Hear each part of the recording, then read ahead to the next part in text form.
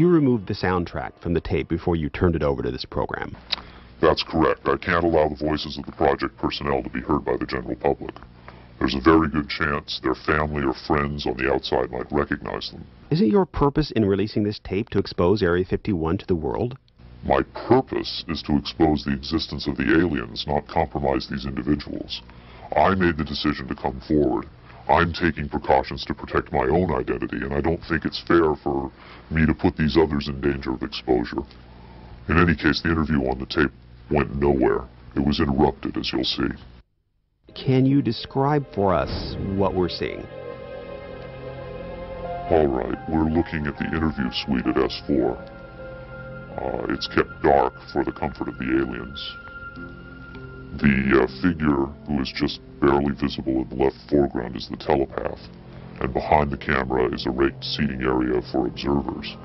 Although in this case, I believe the only other person present was a military aide. The alien is seated behind a glass partition in a biocontainment area, which is maintained at Biosafety Level 2, the lowest designation. That's primarily for the protection of the aliens, not us. The theory is that if they were going to infect us with an alien bug, it would have happened 50 years ago.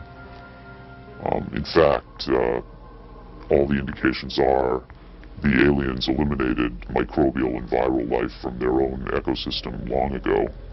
They aren't susceptible to our diseases directly, but it has been shown that microbes can reproduce and form colonies within their respiratory systems, which tends to exacerbate the debilities they seem to suffer anyway in our environment.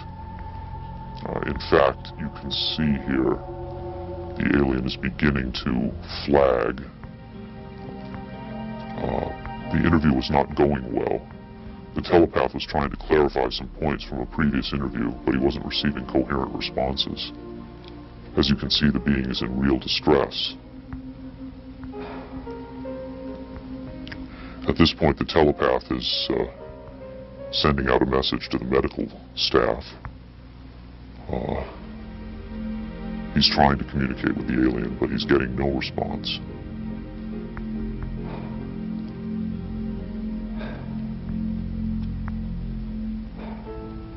There's very little he can do. There's no direct connection between his space and the biocontainment area. That's the aide stepping in on the right. The medical staff should be there by now. They're slow in responding. There they are.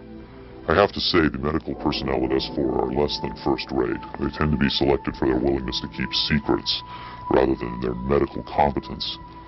By the way, he's not shining that light into the eyes. It looks that way, but in fact he's checking for hemorrhaging around the eye sockets and in the nasal cavity.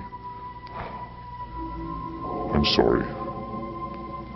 It's very hard for me to watch this.